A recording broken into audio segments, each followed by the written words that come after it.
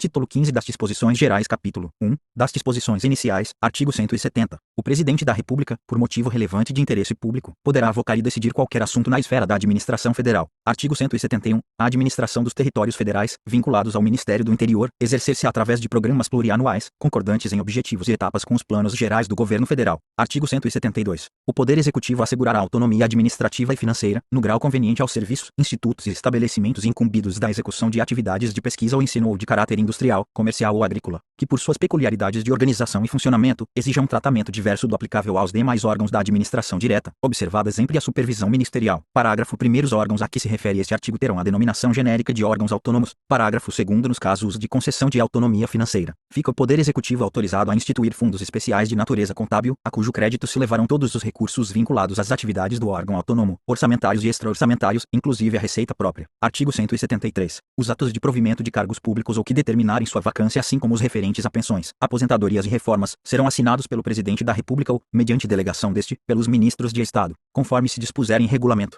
Artigo 174. Os atos expedidos pelo Presidente da República ou ministros de Estado, quando se referirem a assuntos da mesma natureza, poderão ser objeto de um só instrumento, e o órgão administrativo competente expedirá os atos complementares ou apostilas. Artigo 175. Para cada órgão da administração federal, haverá prazo fixado em regulamento para as autoridades administrativas exigirem das partes o que se fizer necessário à instrução de seus pedidos. Parágrafo 1º. As partes serão obrigatoriamente notificadas das exigências, por via postal, sob registro, ou por outra forma de comunicação direta. Parágrafo 2º. Satisfeitas as exigências, a autoridade administrativa decidirá o assunto no prazo fixado pelo regulamento, sob pena de responsabilização funcional. Artigo 176. Ressalvados os assuntos de caráter sigiloso, os órgãos do serviço público estão obrigados a responder às consultas feitas por qualquer cidadão, desde que relacionadas com seus legítimos interesses e pertinentes a assuntos específicos da repartição. Parágrafo único. Os chefes de serviço e os servidores serão solidariamente responsáveis pela efetivação de respostas em tempo oportuno. Artigo 177. Os conselhos, comissões e outros órgãos colegiados que contarem com a representação de grupos ou classes econômicas diretamente interessados nos assuntos de sua competência, terão funções exclusivamente de consulta, coordenação e assessoramento,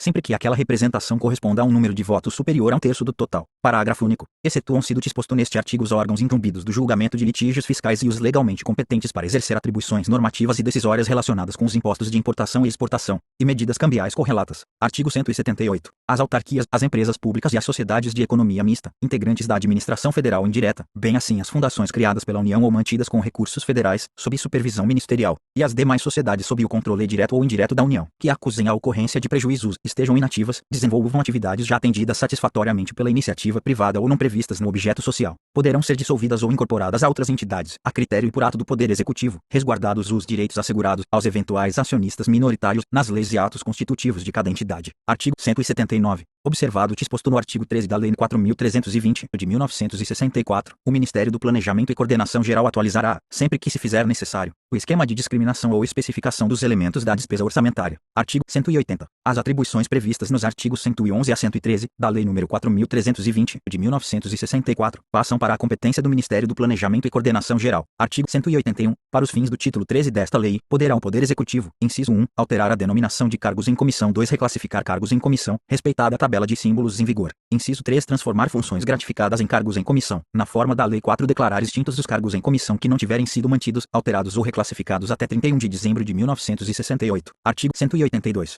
Nos casos dos incisos 2 e 3 do artigo 5º e no do inciso 1 do mesmo artigo, quando se tratar de serviços industriais, o regime de pessoal será o da Consolidação das Leis do Trabalho. Nos demais casos, o regime jurídico do pessoal será fixado pelo Poder Executivo. Artigo 183. As entidades e organizações em geral, dotadas de personalidade jurídica de direito privado, que recebem contribuições para fiscais e prestam serviços de interesse público ou social, estão sujeitas à fiscalização do Estado nos termos e condições estabelecidas na legislação pertinente a cada uma. Artigo 184. Não haverá, tanto em virtude da presente lei como em sua decorrência, aumento de pessoal nos quadros de funcionários civis e nos das Forças Armadas. Artigo 185. Incluem-se na responsabilidade do Ministério da Indústria e do Comércio a supervisão dos assuntos concernentes à indústria siderúrgica, à indústria petroquímica, à indústria automobilística, à indústria naval e à indústria aeronáutica. Artigo 186. A taxa de marinha mercante, destinada a proporcionar à frota mercante brasileira melhores condições de operação e expansão, será administrada pelo pelo órgão do Ministério dos Transportes, responsável pela navegação marítima e interior. Artigo 187. A coordenação do desenvolvimento de Brasília, Codebras, passa a vincular-se ao ministro responsável pela reforma administrativa. Artigo 188. Toda pessoa natural ou jurídica, em particular, o detentor de qualquer cargo público é responsável pela segurança nacional, nos limites definidos em lei, em virtude de sua natureza ou da pessoa do detentor, não há cargo, civil ou militar, específico de segurança nacional, com exceção dos previstos em órgãos próprios do Conselho de Segurança Nacional. Parágrafo 1º. Na administração federal, os cargos públicos civis, de provimento em comissão ou em caráter efetivo, as funções de pessoal temporário, de obras e os demais empregos sujeitos à legislação trabalhista, podem ser exercidos por qualquer pessoa que satisfaça os requisitos legais. Parágrafo 2º. Cargo militar é aquele que, de conformidade com as disposições legais ou quadros de efetivos das Forças Armadas, só pode ser exercida por militar em serviço ativo. Capítulo 2 dos bancos oficiais de crédito, artigo 189.